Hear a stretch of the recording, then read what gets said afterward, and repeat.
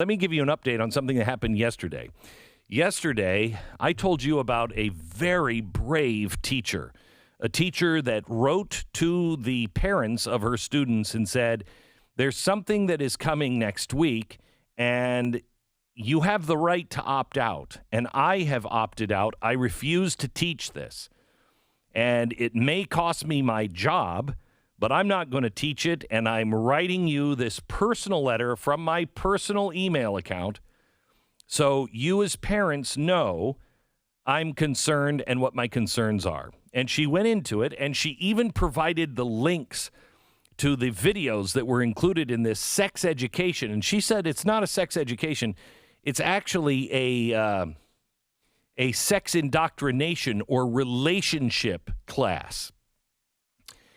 Doesn't sound like anything I want my kids in. But, I mean, if you do, that's fine, I guess. Well, she was afraid she was going to lose her job. I was afraid she was going to lose her job. This was a big risk on her part.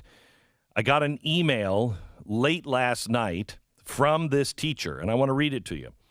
Glenn, thank you so much for reading my letter. Sometimes we as teachers do feel alone and wonder if we should even bother speaking out. First of all, I feel the same way every day. And I have the luxury of people writing to me saying, Glenn, there are millions of us that are behind you. We feel the same way. Don't stop speaking out. Let me do you that favor and say that to you. If you feel alone, you're not. You're not. It is by design. In fact, Cheryl Atkinson and I talk about this on the podcast that's out today. I interviewed her for, an hour or 90 minutes yesterday. She's fascinating, and she knows what's really going inside the media. But I went to places I don't think anybody's ever taken her and talked to her about feelings and opinions on different things as well as facts. And I will tell you that we have got to stand up and stand together and don't feel alone. As she said yesterday, that's by design, by design. Anyway, she said, I'm encouraged that you advocated for teachers on such a level. We need our warriors by our side to fuel us forward. We need to know that we are more than just a few tiny souls. I am thrilled to tell you that after I sent that email to approximately 90 parents, I was called into the principal's office. Yes, that trip is still intimidating. To my relief and joy, my principal assured me that she had no intention of letting me go. She is a believer herself and was disgusted by the content of the lessons. She jumped through many hoops to meet my request of being removed from any association with the sex ed curriculum. Further, she did as much as she could to put distance between the students and the curriculum and provide the parents with the only pathway for the student to access the information. I am so thankful for my principal.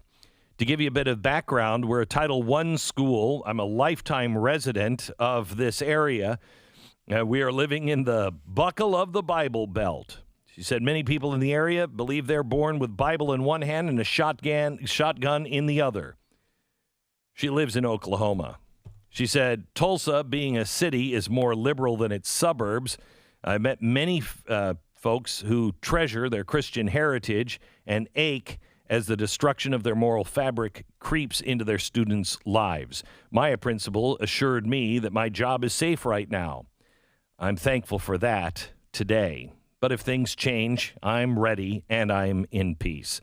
As for keeping my submission anonymous, I deeply appreciate the respect you showed. Most people in the media wouldn't have blinked twice at the potential consequences of divulging my information. However, I am not afraid.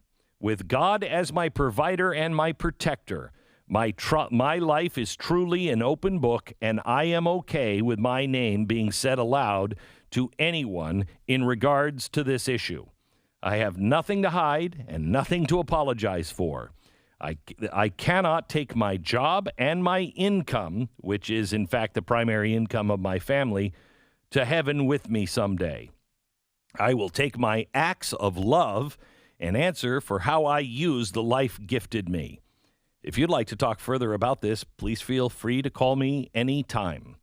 Thanks for being a strong vessel of God in his service, Amy Cook. Amy, you are a remarkable godsend and a real light in the darkness. May your example inspire many others to do the same.